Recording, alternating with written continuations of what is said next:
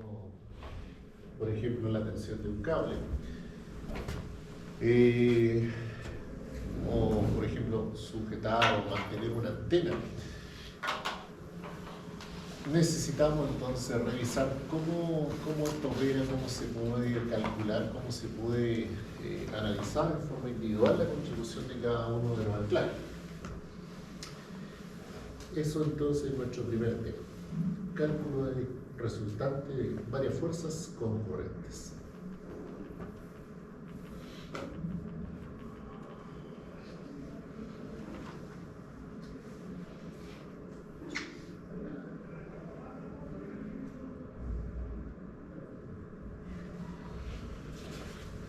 Bueno, vectores aparece aquí. Le comentaba también la clase pasada y ustedes probablemente lo han visto, lo han repasado, saben ahí algunas operaciones. Aquí vamos a revisar dos ideas hoy día, que es los métodos para sumar vectores, que son la regla del paralelogramo y la regla del triángulo, que finalmente es como lo mismo. O sea, la diferencia está en que en vez de hacer un paralelogramo completo, solamente hacemos un traslado de uno de los componentes y se genera como la mitad del paralelogramo, por lo tanto pasa a ser un triángulo. Esto entonces son conceptos fundamentales. Este tema de la estática son ramas fundamentales de la mecánica, y como les comentaba en la clase pasada, no es más que la aplicación de la física a una situación particular, a algún tema puntual, ¿cierto?, donde se aplican estos elementos que comúnmente encontramos en forma cotidiana, pero que necesitamos abstraerlos, necesitamos representarlos, simplificarlos en muchos casos para poder analizarlos, ¿ya? Entonces, la suma de los vectores nos permitirá más adelante analizar la interacción de diferentes fuerzas y o movimientos. Nosotros vamos a trabajar en la estática. En general van a ser fuerzas que no van a estar bajo ninguna otra acción de movimiento. Repasando, ¿cierto?, qué es un vector como tal. Es la típica imagen que podemos ver en cualquier lado, donde tenemos, tenemos un punto de referencia que es de donde podemos asumir que inicia cierto elemento. Ahora, esto que vemos aquí representado en esa ilustración, el punto A, por ejemplo, puede ser un anclaje, puede ser el lugar donde está, si pensamos en un poste eléctrico, tirante que colocamos para evitar que se doble, ¿cierto?, que se flecta hacia un lado. Va a estar anclado a tierra típicamente con un elemento metálico, puesto a lo mejor con un poco de concreto, puesto, ¿cierto?, sobre la tierra, y ese podría ser perfectamente nuestro punto A, un punto en particular. Y lo que nos muestra allí esas 10 libras podría ser el cable, que lo estamos simplificando de esa forma, para indicar una dirección hacia donde se ejerce, llamémoslo, una tensión, y hay también allí una dirección asociada. Entonces, en general, un vector tiene una dirección o sentido, tiene una posición en el caso del plano, y tiene también una magnitud, que es en este caso los 10 libras, y que podrían ser otra unidad de medida como Newton, que nos va a medir entonces la fuerza. Rara vez nosotros aquí utilizaremos kilogramos, porque en general ese sistema ya no se aplica, no se ocupa. Tiempo atrás existía, y de hecho, si uno revisa a veces instrumentos, si uno revisa planos, o si uno revisa algunos elementos antiguos, hacen alusión, por ejemplo, a la masa como fuerza. Bueno, porque tiempo atrás existía ese sistema. Uno hablaba de, por ejemplo, ¿cuánto es la fuerza? Son 10 kilos, pero 10 kilos. Hoy en día esos términos hace rato que se pretende unificarlos todos en solamente el sistema internacional para nosotros. También por ahí en algún momento se pretende, ¿cierto?, que el sistema inglés, que todavía está vigente, hace rato que también se pretende unificar y hacerlo desaparecer y dejar solamente el sistema internacional. Bueno, eso da lugar entonces a que tengamos distintas formas de expresarlo. Pero acá nuestros cálculos serán representados solamente en el sistema internacional y en el sistema inglés, o sea, fuerza medido en libra fuerza y o newtons. ¿Okay? Volviendo entonces a la imagen, tenemos un punto de referencia, que es el punto de origen del vector, tenemos un sentido hacia donde apunta, eso puede ser un sentido positivo o negativo, de cómo lo interpretemos, y tiene también una dirección típicamente que es de un sistema de referencia, que nosotros también típicamente lo hacemos como un eje XY, un plano cartesiano.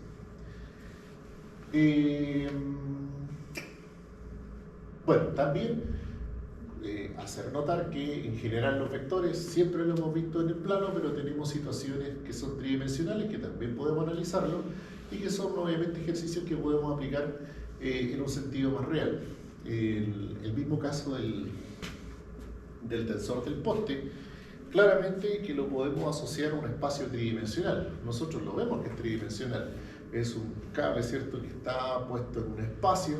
Si nosotros pensamos que la Tierra donde está anclado es el plano, el vector entonces va en un sentido z, por lo tanto es un vector tridimensional. Pero si nosotros nos paramos, por ejemplo, del frente de la calle, también podemos asumir que hay un plano de referencia y que se parece mucho, ¿cierto?, a lo que estamos viendo allí en esa representación. O sea, va a definir, lo podemos simplificar y analizar desde un punto de 2 dimensiones, o lo podemos analizar en un contexto de 3 dimensiones cuando no es fácil de clasificar, ¿cierto?, en qué posición se encuentra. ¿Cómo sumamos entonces vectores y por qué necesito sumarlos? Porque muchas veces no actúa por sí solo un elemento. Hay una concurrencia, hay una suma de elementos, suma de fuerzas, y que actúan sobre un punto en particular. Ese punto podemos abstraerlo, nuevamente en el mismo ejemplo. Este anclaje que está en el piso nosotros lo podemos individualizar como solo un punto, es una abstracción. Puede tener la forma que sea, el material que sea, pero nosotros hacemos una abstracción y asumimos que ese es un punto. Y lo que queremos saber entonces es cómo distintos cables ahora, que sería la representación de P y Q, y pueden haber más distintos cables, ¿cierto?, que están amarrados en este anclaje, cada uno de ellos va a ejercer una acción, una fuerza, llamaremos de aquí en adelante, que si yo quiero saber entonces cuál es el efecto final sobre ese punto A, necesito hacer una suma de vectores. Y esa suma de vectores yo la puedo hacer en forma individual, la puedo hacer aplicando sucesivamente estos métodos que se llaman el paralelogramo o del triángulo, o también lo puedo hacer en forma analítica aplicando derechamente componentes de vectores que veremos en otro instante, donde quizás les suena, ¿cierto?, el vector típicamente expresado en I, J, K, asociado, ¿cierto?, al eje X, asociado al eje Y, asociado al eje Z. Acá es solamente como una expresión de un sentido, ¿cierto?, de la fuerza, y lo que nosotros queremos resolver en el día de hoy es sencillamente esto. La línea que se encuentra de color celeste, y que esa línea es la que nosotros llamamos la resultante, o sea, finalmente la acción concreta sobre ese punto que se ejerce con las múltiples fuerzas que pueden estar aplicadas. Entonces, nuevamente recordando, ¿cierto?, dice allí que los vectores se definen como expresiones matemáticas. En este caso, una expresión matemática puede ser representada en forma gráfica, como analítica, y que poseen una magnitud, como en el caso de la imagen anterior, los 10 libras, poseen una dirección, que en este caso es el ángulo, y un sentido que es hacia donde apunta la punta de la flecha, en este caso. El método gráfico, que es lo que vamos a revisar al tiro aquí, es una forma de poder fácilmente obtener la resultante. Ahora, el detalle está que, bueno, para poder aplicar el método gráfico nosotros necesitaríamos algunos instrumentos para poderlo hacer efectivo. ¿Ya? Si yo quisiera tomar esto y poder aplicar el método gráfico que me sirve para poder sacar la resultante. Antes que esto aparezca, ¿cierto? Tendría un vector en esta posición, un vector en esa posición. Yo lo debo tomar en su dirección sin modificar la inclinación, por así decirlo, y lo tengo que copiar en forma paralela para poder construir esto que se ve segmentado, ¿cierto? Que es en sí la regla del paralelogramo, es copiar el elemento en forma paralela hasta que intersecte con la punta de la flecha. Y de ahí nace el otro método que, bueno, el tiro vamos a revisar.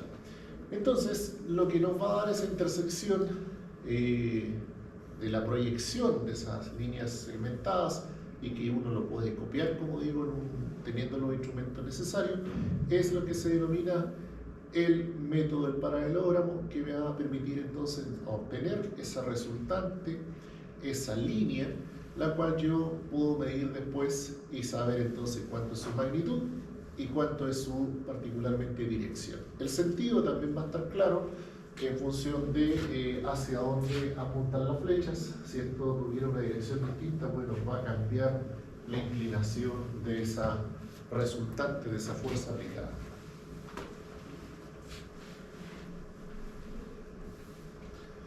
¿Dónde vamos a aplicar esto finalmente? Bueno, la regla del paralelogramo como tal, aplicado en resistencia a materiales, que es la aplicación final de esto, me va a permitir, como mencionaba, calcular las fuerzas actuantes sobre un punto. Y ese punto puede representar, en una aplicación real, una viga, podría ser, como mencionaba la clase pasada, nuestro elemento soportante del data. Y entonces podemos ahí concentrar esa fuerza. ¿Y de qué me sirve concentrar esa fuerza? ¿Para qué voy a andar buscando esa representación?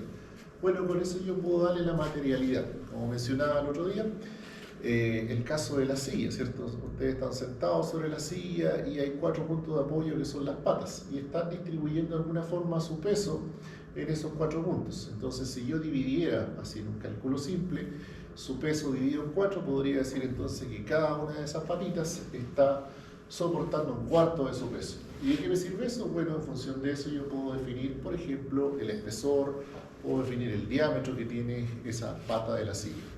Lo mismo va a ocurrir en el caso de los cables, volviendo otra vez al ejemplo del poste y el tensor. Ese cable tiene una sección transversal y que entonces va a estar en directa relación con la fuerza que yo haya determinado que está en torno a ese punto.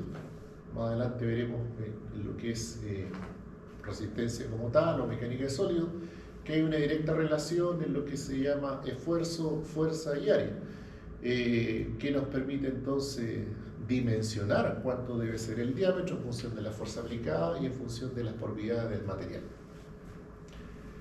Eso es una cosa. Ahora, cada fuerza actuante, como tal, tiene componentes de la fuerza. ¿Y qué es la componente de la fuerza? Bueno, eso es lo que yo puedo encontrar como la suma, ¿cierto?, del aporte individual de cada uno de los vectores. Esos son los componentes y son componentes de la fuerza resultante. O sea, así como lo sumé en la imagen anterior, así como lo sumé y pude encontrar la fuerza resultante que actúa sobre el punto A, yo también puedo hacer el proceso inverso. Sabiendo cuánto es la resultante, perfectamente entonces podría saber, descomponiendo esto, cuál es el aporte o cuál es la proyección o cuál es el valor, ¿cierto?, que me contribuiría una fuerza, llamémosla entre comillas horizontal, y una fuerza vertical del mismo.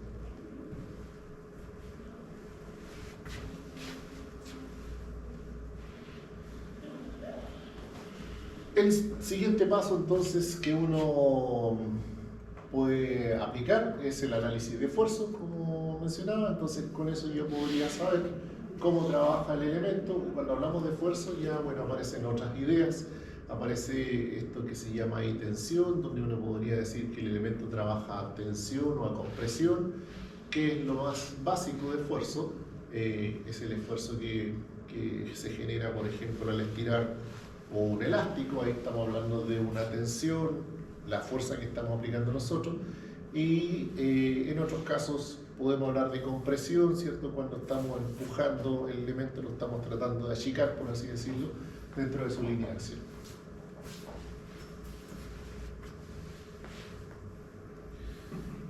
La siguiente regla de la suma de vectores es una, de alguna forma, simplificación, es un elemento o una regla simplificada de la regla del paralelogramo. Aquí voy a hacer una figurita.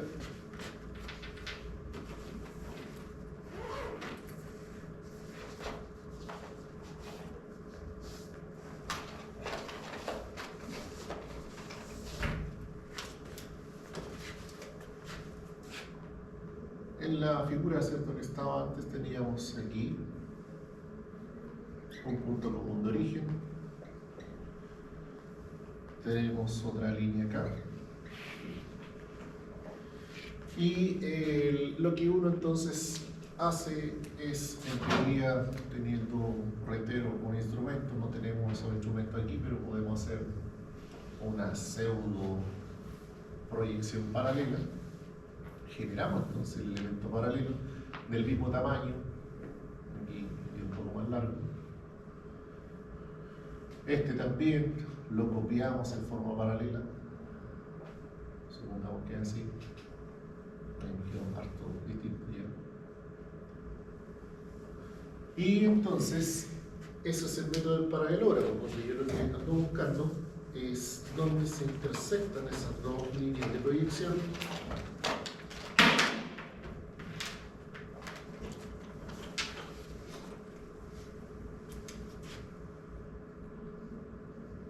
Y si esas flechas apuntaban hacia allá y se convergen en ese punto, entonces mi resultante también tiene que apuntar hacia allá y converger en el mismo punto. Entonces ahí tenemos la resultante. Y el método del triángulo es una simplificación de esto, donde no hay que copiar particularmente estos elementos en forma paralela, sino que lo único que nosotros hacemos en ese método 2 es, siendo el mismo vector que yo los tengo identificados que están en esta posición,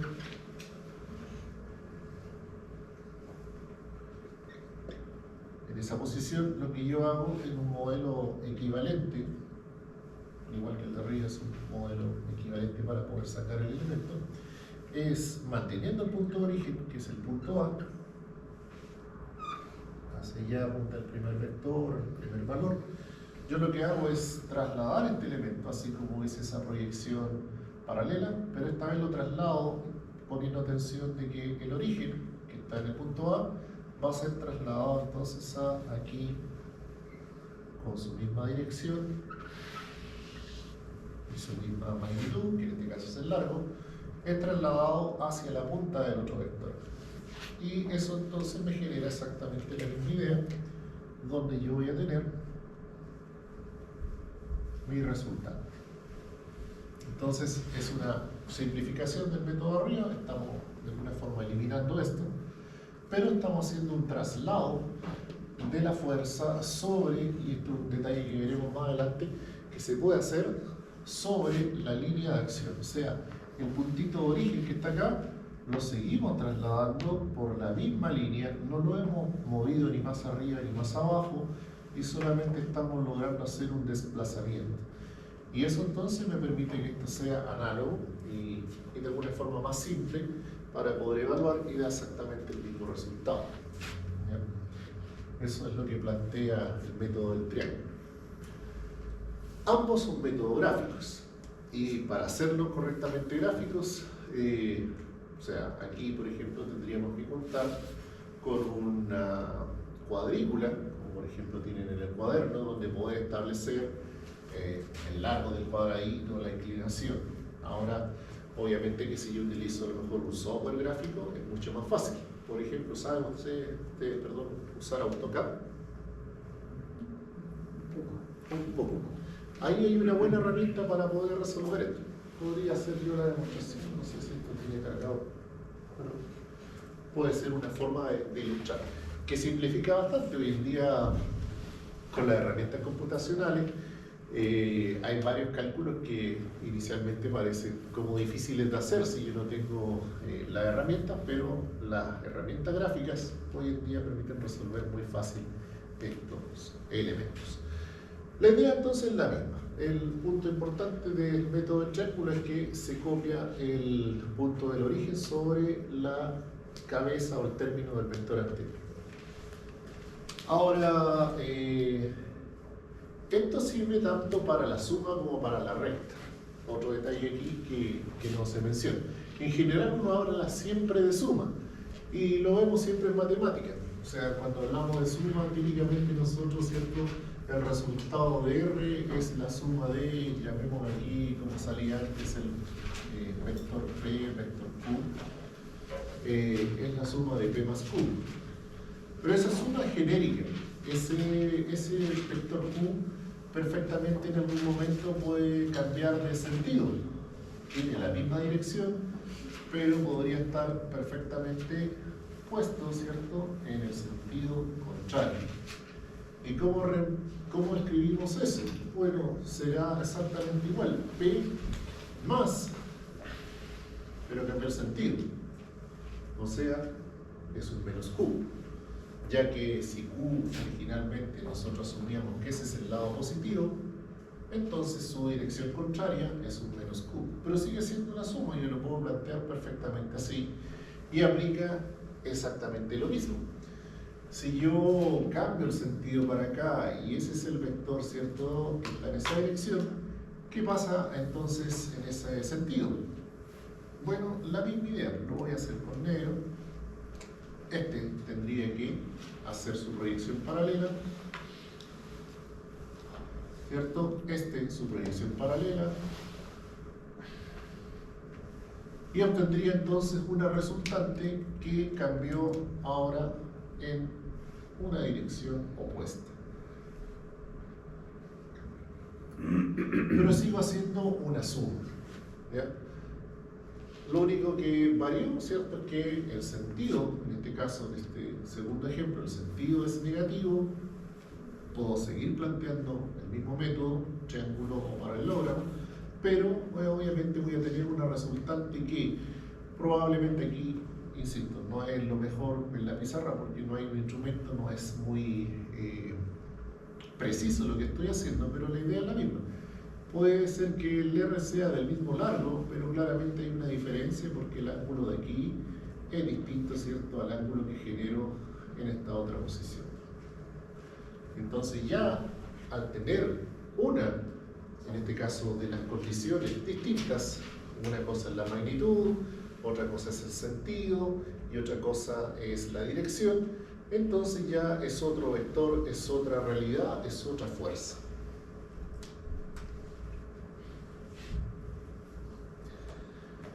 ¿Dónde entonces aplico esto? En casos reales. Allí la ilustración de un puente puede ser, ¿cierto?, cualquier cosa. El otro día hablábamos incluso de accionar la manilla de la puerta. Ya tengo un efecto de componentes de fuerza, por un lado. Si analizo el efecto de girar la manilla cuando son de esas con una palanquita, ¿cierto?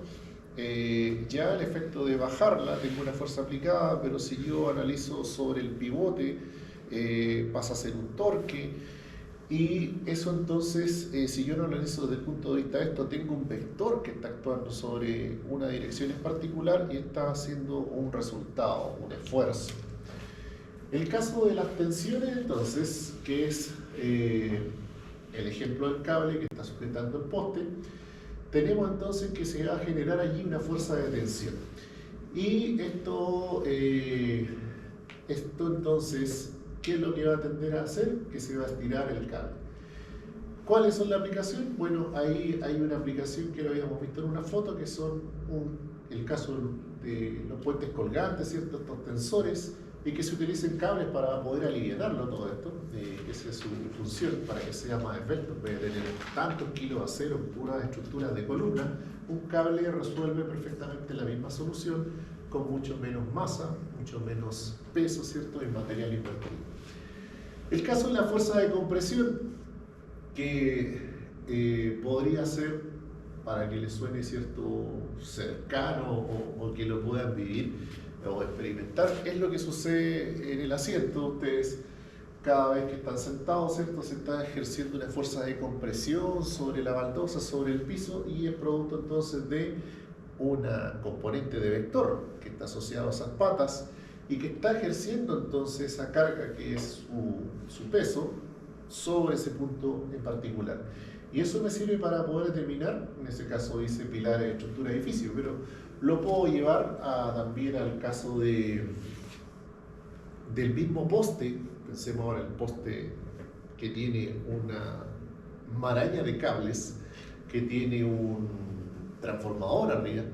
Todo eso es un peso que está ejerciéndose sobre la base del poste. Ahí también entonces tenemos el concepto de fuerza de compresión. Y ese poste tiene una sección transversal, ¿cierto? Que podría ser como de los postes típicos de hormigón, o podría ser un poste a lo mejor de estructura metálica, de sección circular o cuadrada, que va entonces a estar en la misma condición. Y aquí aparece otro concepto que el nombre quizás es un poco extraño para ustedes, que es la fuerza de cizalle o de corte, comúnmente fuerza cortante. Y también va a ocurrir lo mismo, o sea, cuando nosotros saquemos la componente aquí y podamos analizar, uno podría ver que cuando la fuerza se realiza transversalmente a la sección transversal, o sea, si esto es la sección transversal y es circular, y mi componente vector va, por ejemplo, en esa dirección, eso recibe un nombre de fuerza de cizalle, y que va entonces a provocar el corte del material. Es como, por así decirlo, cortar, ¿cierto?, con una tijera esto aquí, le vamos a hacer un corte, y me da entonces el efecto de que se rebana, que se corta.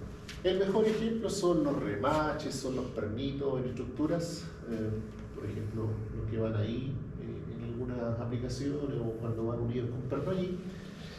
Yo, mediante el análisis que estamos empezando a interpretar, a analizar, ¿cierto?, yo puedo saber cuánto es la fuerza que se ejerce sobre esta barra, y obviamente va a estar asociado al punto A, que podríamos pensar, por ejemplo, que es el pasador, es el tornillo, y entonces yo podría saber cuánto es esa fuerza que se aplica, pero como va en este sentido, pasa a llamarse entonces esfuerzo cortante, esfuerzo de cizalle, y permite también nuevamente dimensionar el diámetro de ese perno.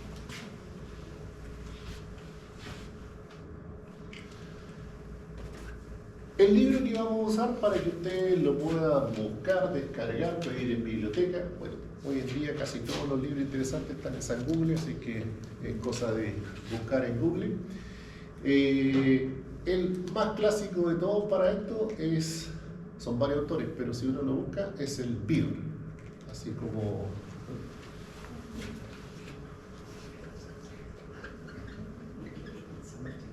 es Mecánica Vectorial para Ingenieros. ¿Cierto? Se parece a algo que se toca. Ese libro entonces es uno interesante. Otro que también podrían consultar, que también es bien didáctico, es el Hibeler. El cual también anda en categoría, ¿cierto?, como libro didáctico para esto, bastante ameno, interesante, con ejercicios que son muy cercanos a la realidad. Este entonces el primer problema propuesto del libro dice: determine, bueno, ya dice, las fuerzas P y Q, ¿cierto?, actúan sobre el perno A.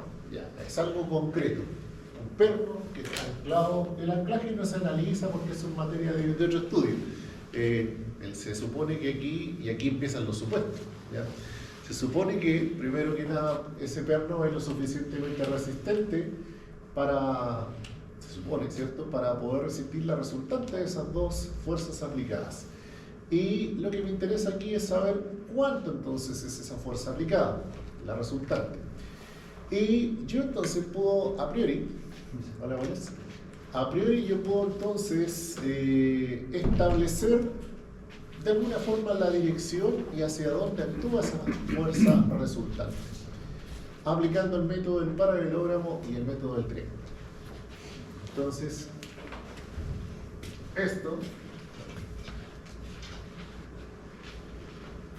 que está allí, ¿cierto?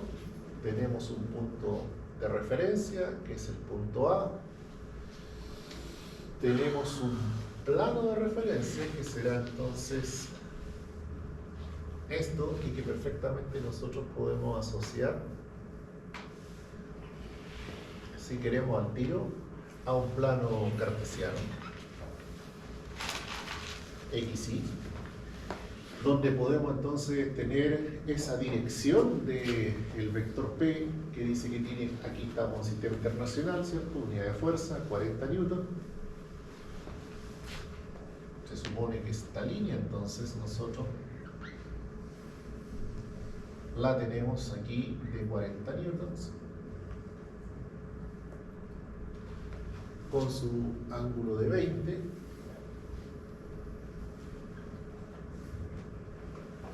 Y tenemos el otro vector Q que vale un poquito más largo y también está un poco más arriba.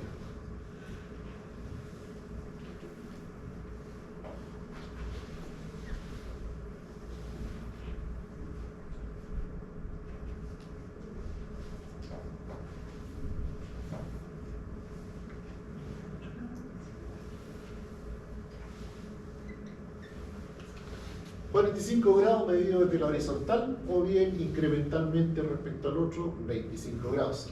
Y entonces dice, plantea aquí cuál es la resultante, hacia dónde va, cuál es su dirección, cuál es su sentido, aplicando el método del paralelogramo y el método del triángulo. Bueno, entonces esto tiene una forma equivalente. Y por el método del paralelogramo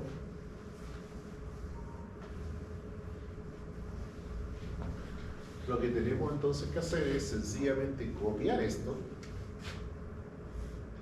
considerando la misma referencia, el punto de partida A, tenemos entonces la misma inclinación,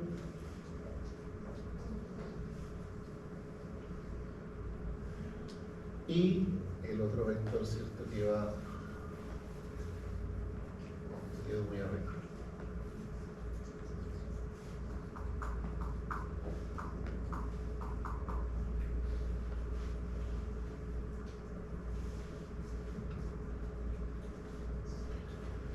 Yo entonces tengo que copiarlos y generar de alguna forma un paralelogramo. Entonces, si yo proyecto este en esta posición, me queda algo así. Y si yo proyecto este en esta posición, haciéndolo paralelo, consiguiendo con esa punta, me queda algo más o menos así. Donde entonces mi resultante sería, partiendo siempre del mismo punto de referencia, algo así. La dirección no la voy a conocer todavía, pero va a ser un valor, ¿cierto?, que va a estar entre 20 y 45 grados. Este entonces le vamos a llamar aquí alfa, y entonces alfa va a tener que ser un valor que va a estar dentro de este rango. Y por otro lado, la magnitud del vector no es que sume 100 directamente, ya no es una suma como yo sumo cualquier número. Esto, como está puesto de esta forma, tiene alguna contribución horizontal, vertical, y que hay que determinar, ¿ya? Así que en la resultante pasa a ser una incógnita, pero es entonces el método del paralelogramo. Y el otro, que es mucho más sencillo, el método del triángulo.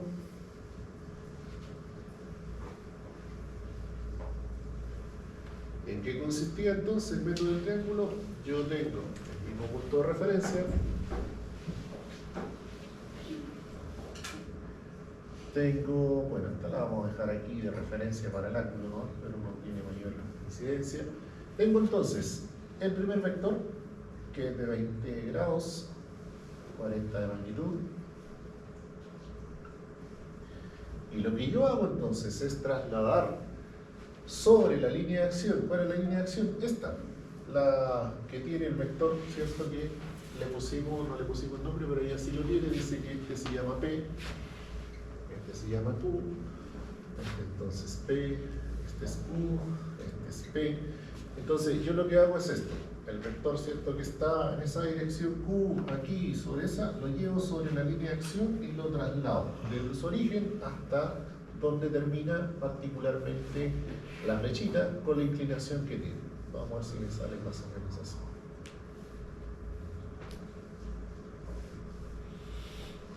Algo así, entonces.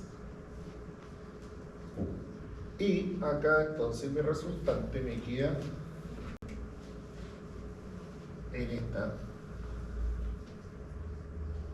dirección.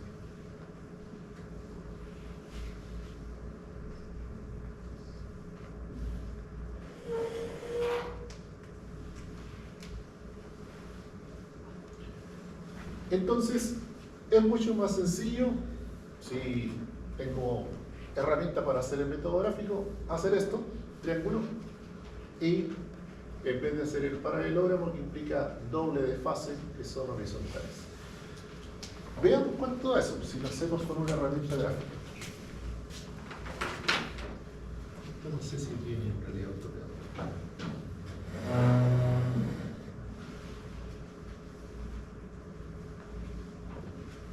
No tiene.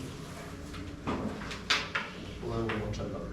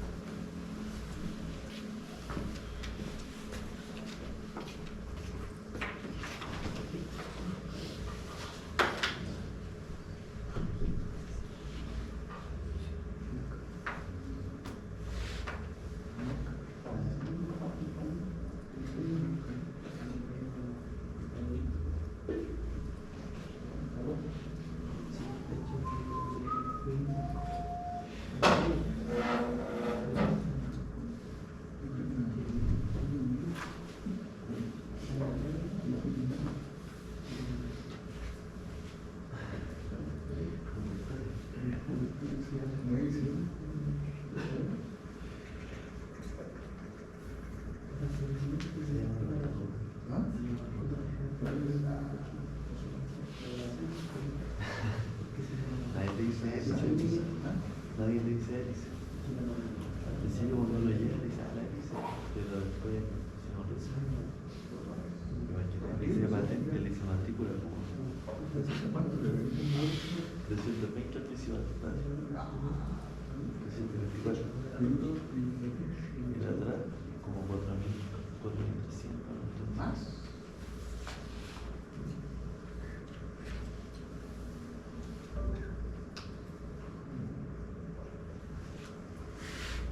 Gira tan rápido que a veces no se ve como, entonces puede ser tan peligroso, que va a ser como, no sé, como un proyecto. Sí, hay gente que se mata.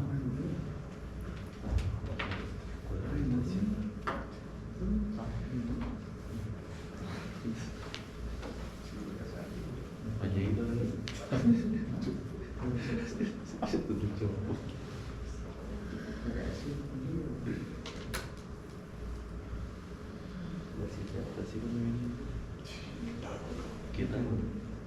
Por lo que entiendo, mi mamá era donde yo estuve siempre. No está lejos.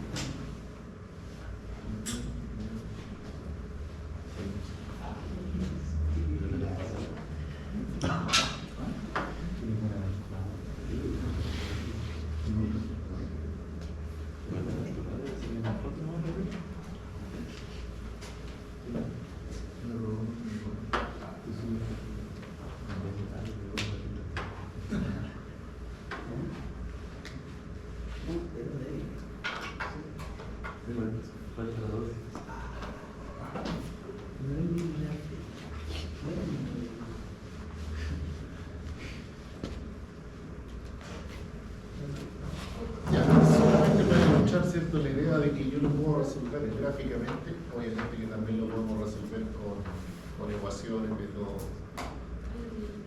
de cálculo. Entonces, mira, en cualquier punto que nosotros queramos podemos definir el origen. Por ejemplo, voy a hacer clic por aquí. Y el primer vector dice que tiene 40,20, ¿cierto? Entonces, esta es la magnitud, 40, 20 grados de dirección. Esa es la superlínea. La voy a mover hacia a ese punto para que se vea más sobre el plano. Y la siguiente línea dice que tiene 60 con un ángulo, pero este ángulo es medio completo. Entonces son 45, ¿cierto? 45.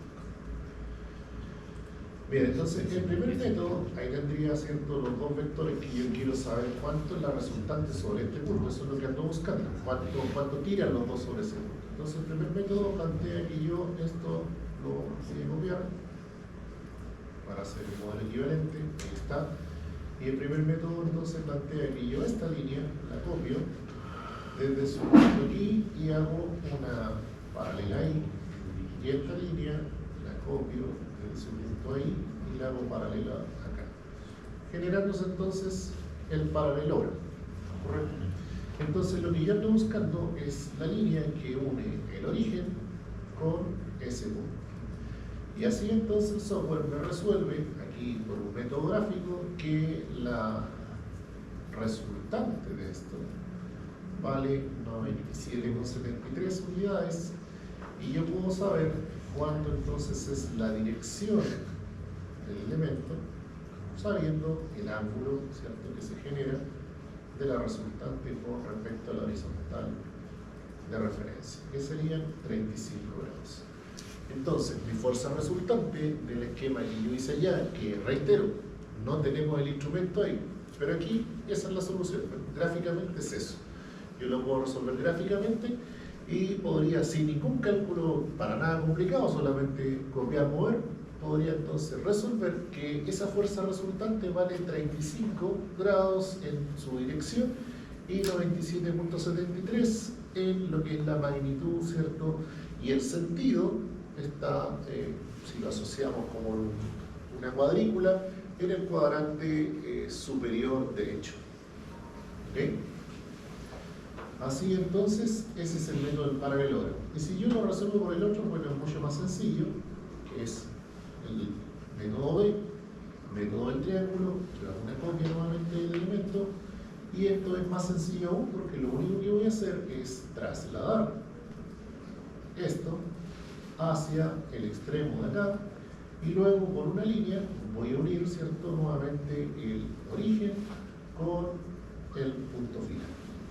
Como ven, es más simple, es más práctico, diría yo, y da obviamente el mismo resultado. Si medimos con respecto al horizontal, no ha variado nada, la mitad del paralelogramo, por lo tanto tenemos aquí que siguen siendo 35 y obviamente que su magnitud sigue siendo también la misma.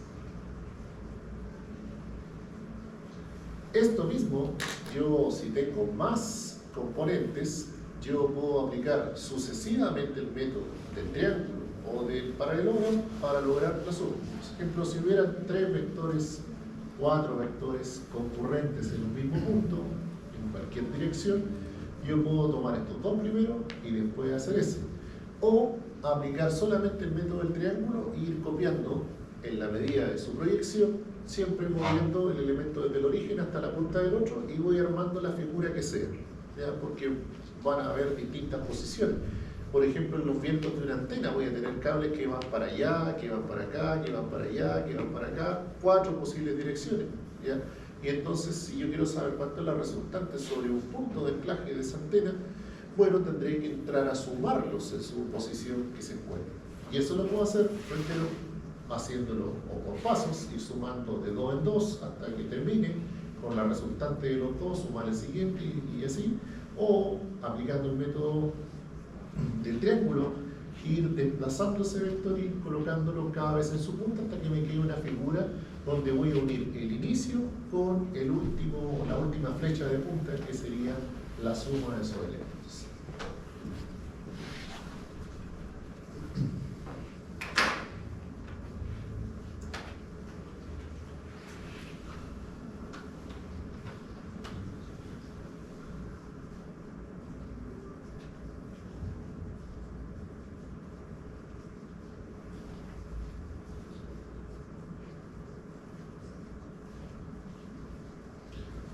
estábamos ahí entonces, hemos visto cuál es la solución gráfica del problema.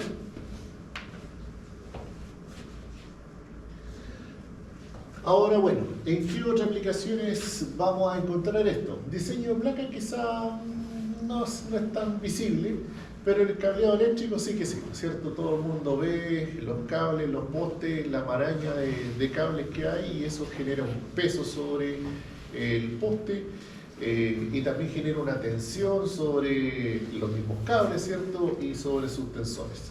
En los motores eléctricos quizás no lo vean tan así, pero por ejemplo cuando uno, y lo hablamos el otro día, cuando uno diseña un motor, por lo menos para el punto de vista de mecánica, lo que nos interesa a nosotros es el par o el torque que desarrolla ese motor.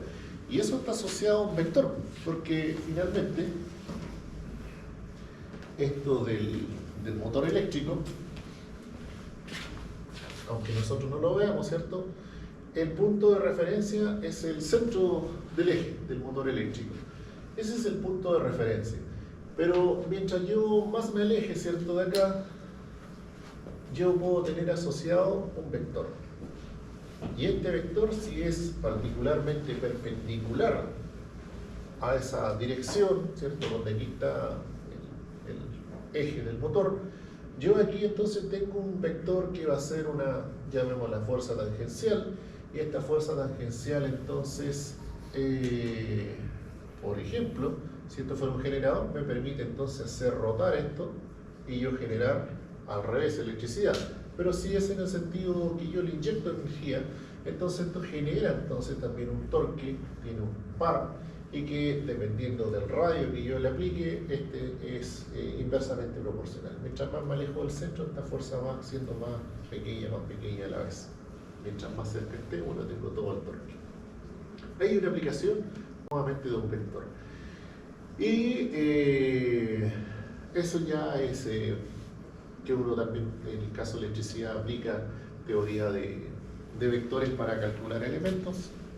Es similar, la aplicación física, ¿cierto? Va desde el punto de vista físico de dimensionar un material, como también sacar, en este caso, el cálculo de circuito, las corrientes, y ahí también se trabaja con vectores. Para recordar, ¿se acuerdan ustedes de eso? Algo. Bueno, estos dos teoremas nos sirven para resolver ese ejemplo que acabamos de hacer allí, tan fácil en AutoCAD, porque yo se lo mostré que se parecía, ¿cierto?, tan fácil, que ustedes también lo pueden hacer. Ahora para poderlo resolver en forma analítica, o sea, ¿cómo lo hago yo aquí si no tengo AutoCAD, si no tengo compás, si no tengo transportador? Bueno, para eso entonces existen los métodos analíticos, matemáticos, y dentro de eso entonces necesitamos aplicar el teorema del seno y el teorema del coseno. Esto, para que ustedes se recuerden, ¿cierto?, dice que el cateto o lado de un triángulo es proporcional a el ángulo que es opuesto, ¿cierto?, a este. O sea, ese es el ángulo, esta es la proyección, y aquí entonces opuesto a este está este lado. A es proporcional a seno de A, y puede ser al revés, no hay mayor problema en eso. Yo podría decir que seno de alfa o seno de A es igual entonces a, estos son recíprocos, ¿ya? En eso no hay problema.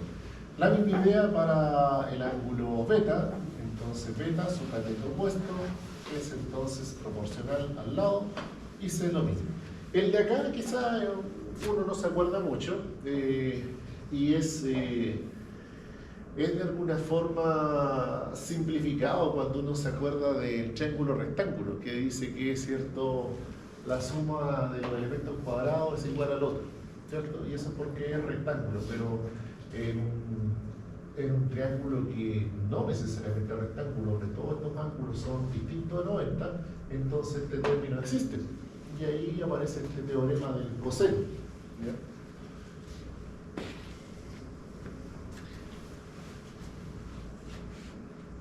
Eso entonces nos permitirá resolver ese problema en forma analítica.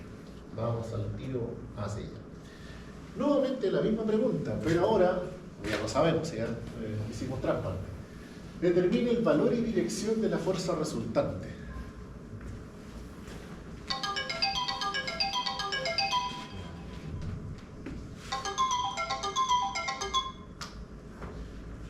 ¿Cómo podemos hacer eso?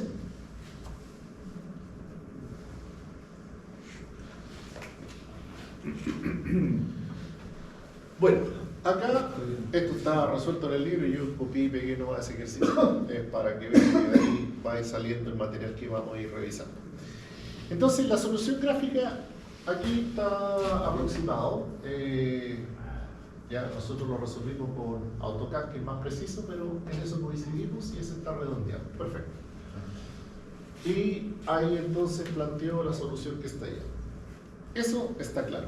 Ahora, ¿y cómo entonces lo sabemos o cómo lo podemos resolver? Aplicando entonces a la analítica.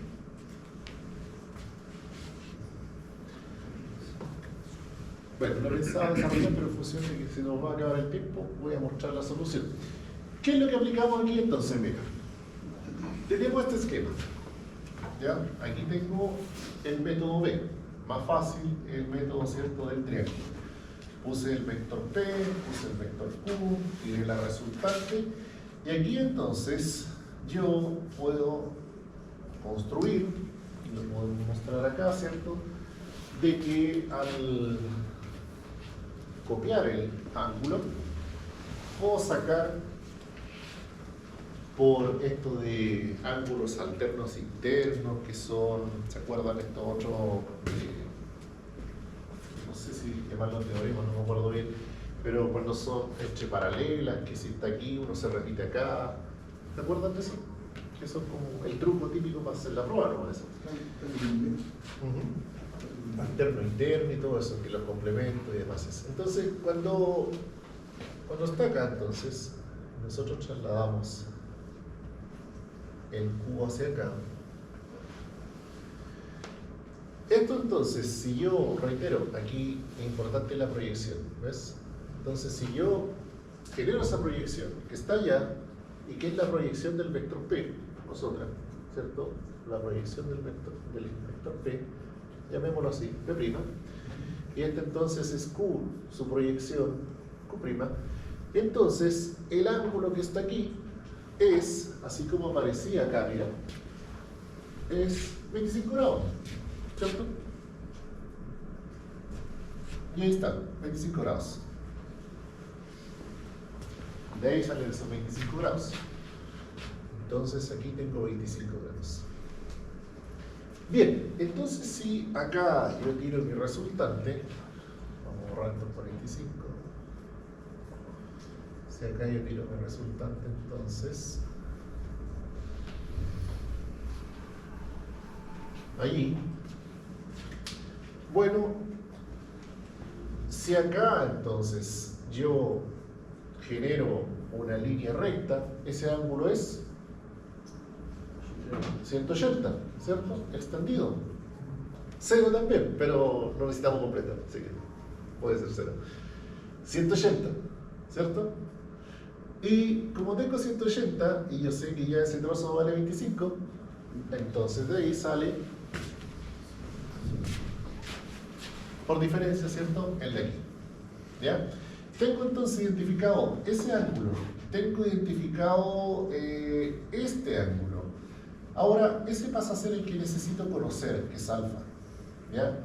Y de aquí viene entonces la aplicación de los dos teoremas anteriores.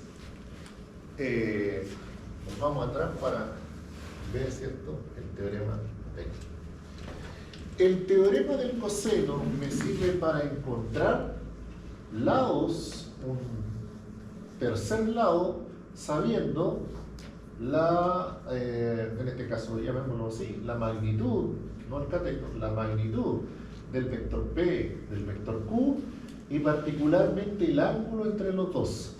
Y mire qué interesante, porque yo aquí tengo mi vector Q, tengo mi vector P, y tengo el ángulo entre los dos. Por eso entonces puedo determinar R. P, ¿cierto?, el que está en azul. Q, la proyección, método del triángulo. Acabo de determinar que el ángulo de aquí vale ¿cuánto? 155. Por lo tanto, tengo la condición de que puedo calcular el tercer lado, el tercer cateto, la componente resultante, a partir de la suma de p al cuadrado más q al cuadrado menos el doble de la diferencia multiplicado por el coseno de ese ángulo. Resolvamos entonces acá, borremos aquí un par de cosas.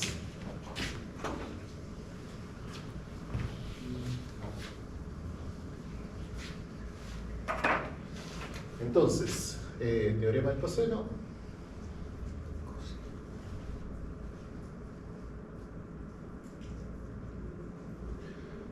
Este entonces se llama R cuadrado es igual entonces a, da lo mismo el orden, ¿eh? 40 al cuadrado más 60 al cuadrado menos el doble de 40 por 60 y por el coseno de 155.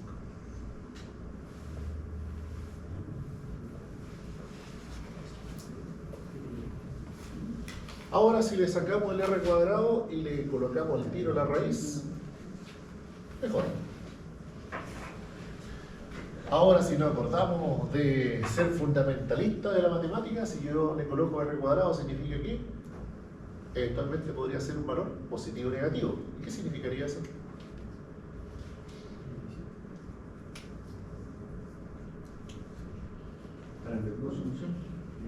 Que eventualmente esa cabeza de flecha, en vez de estar para allá, va para el otro lado. Esa sería la interpretación. Acá nosotros sabemos hacia dónde va, por lo tanto es el lado positivo. ¿Cuánto nos da eso?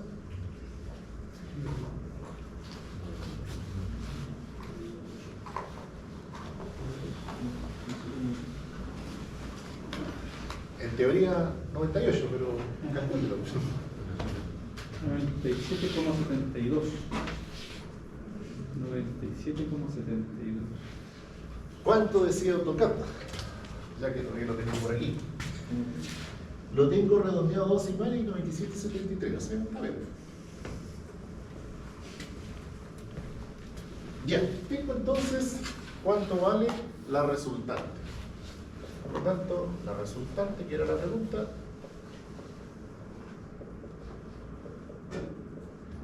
$97,725, o sea, como 73 newton. Bien, y ahora lo que me falta resolver es la dirección. Veamos nuevamente la solución para que quede más o menos claro, ¿cierto? Ya. Calculamos. Ahí está la resultante, lo acabamos de hacer. Fíjense, con la aplicación de la ley de los senadores. Porque ahora yo, mira, ya tengo 3 lados y tengo un ángulo. ¿Cierto? Ahora entonces yo puedo aplicar el teorema del seno, porque en el teorema del seno necesito por lo menos un ángulo conocido. Perdón, acá. Yo conozco ahora los 3 lados y solo un ángulo. Entonces si yo me voy con ese segmento, puedo resolver la incógnita.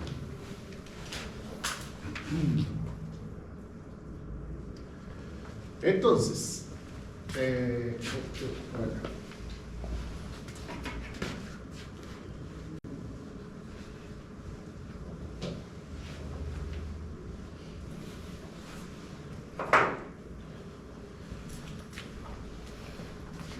volviendo aquí al esquema, yo necesito entonces encontrar el ángulo alfa, que está aquí,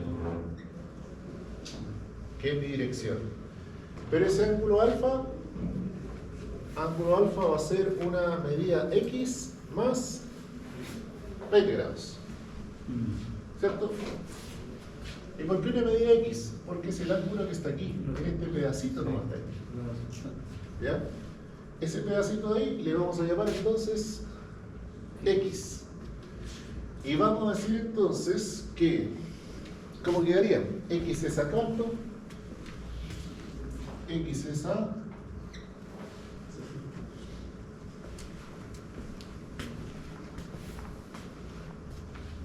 ¿Cuál es el opuesto de X?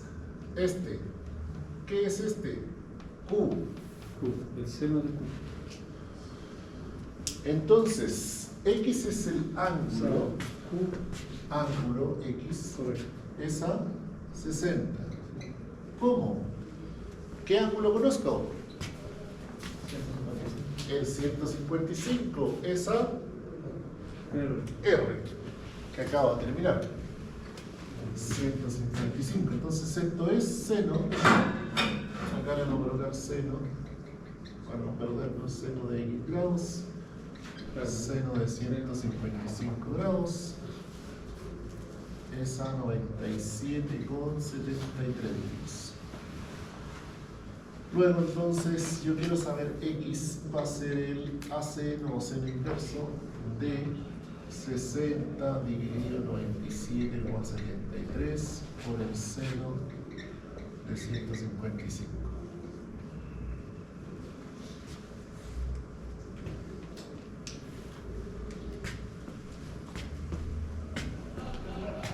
Y eso en teoría da 15 con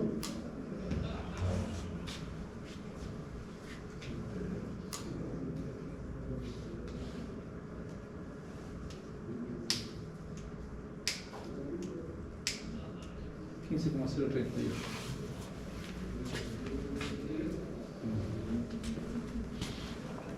Bueno, lo vamos a redondear en 15 más. Aproximadamente 15 grados. Por lo tanto, allá escribimos alfa es igual a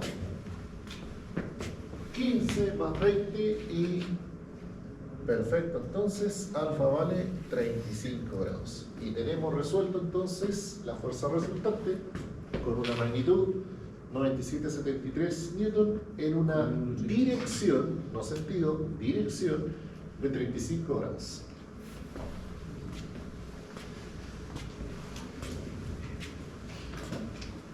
¿Duda, pregunta, comentario? ¿Se acordaban de esto? Si se acordaban, fantástico. Si no, bueno, aquí estamos partiendo de cero, así que no hay problema. ¿Qué calculadora los 60? ¿Sí? Seno de X partido por 60. ¿Y dónde sacó 60? El 60 Era- correspondía, era el- mira, a la magnitud de Q. ¿Te Ah, acuerdan ya. que copiamos Q hacia acá? Ah, tiene razón. Por lo tanto, ese Proyectado. lado vale 60. Ya, ahí está. Claro que está al frente.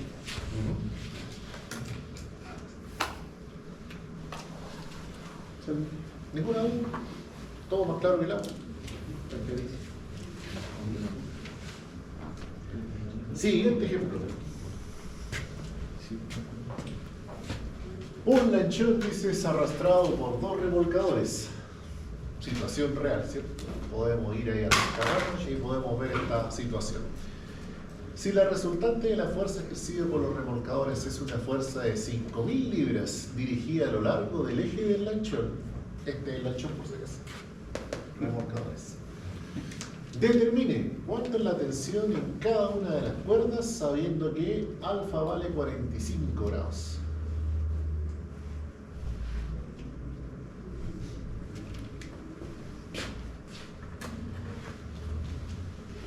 Borremos por aquí.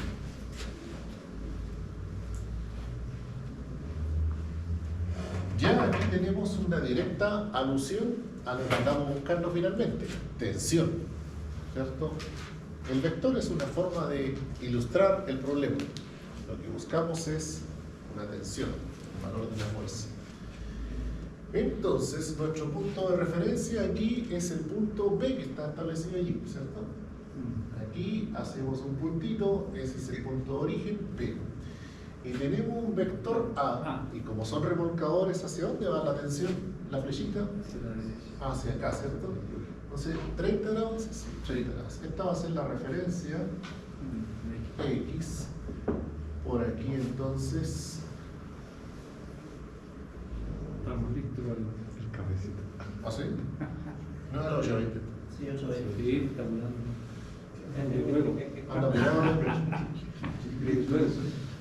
Ya, si lo vamos a dejar planteado, en todo caso, después le subo la presentación y está resuelto también. Bueno. Acá entonces tenemos T1, le vamos a colocar ahí. este es el vector A. Acá tenemos 45 grados. T2. Este ángulo dice que El alfa sí quiere 45. ya, entonces estos son 30, 30 y 45. 45. Eso se abre más. Ya. Y dice que un detalle importante, que la resultante, o sea, ya me están dando aquí, que va por esta línea de acción. ¿Hasta dónde llega? Bueno, eso requiere, ¿cierto? Copiar este, y ahí encontramos la intersección, ¿cierto? Aquí proyectamos, método paralelogramo. Bueno, se supone que intersectan, pero como digo, es difícil hacerlo aquí. ¿Ya? Ahí. Tendría que achicar aquí un poco esto. Por ahí, entonces. Ahí lo solucioné. ¿Ya? Y esta resultante entonces dice que vale 5.000. Entonces, esto plantea como la situación entre comillas inversa, ¿cierto? Nosotros ya sumamos y obtuvimos la resultante. Ahora tenemos la resultante, pero necesitamos saber cuál es la contribución de cada una de las tensiones. Así que quedará en continuará. Pero no, revisemos la solución, está puesta. La idea es la misma, ¿ves? Método paralelogramo, método del triángulo. Y el teorema del seno permite resolver fácilmente en este caso el problema. ¿Por qué? Porque ahora conozco los ángulos y a diferencia del anterior, ¿cierto? A diferencia del anterior, desconozco estos lados, pero sí tengo la resultante, por lo tanto tengo efectivamente un lado y un ángulo, porque si aquí triángulo, ¿cierto? Puedo establecer que este vale 45, esto es lo que les decía, que si se acordaban, cuando había el típico ejercicio con dos paralelos, tiraban una línea y te tiraban un ángulo aquí. Ah, ¿dónde se repetía eso? Ah, ¿dónde se repetía acá? Este 180 menos alfa, 180 menos alfa, y así uno iba a jugar. La misma idea, entonces 45 acá, 45 acá, 30, 30 acá, y por diferencia sacó la suma. Ya, lo dejamos entonces hasta aquí. La presentación la voy a subir y les voy a dejar, no sé si en el programa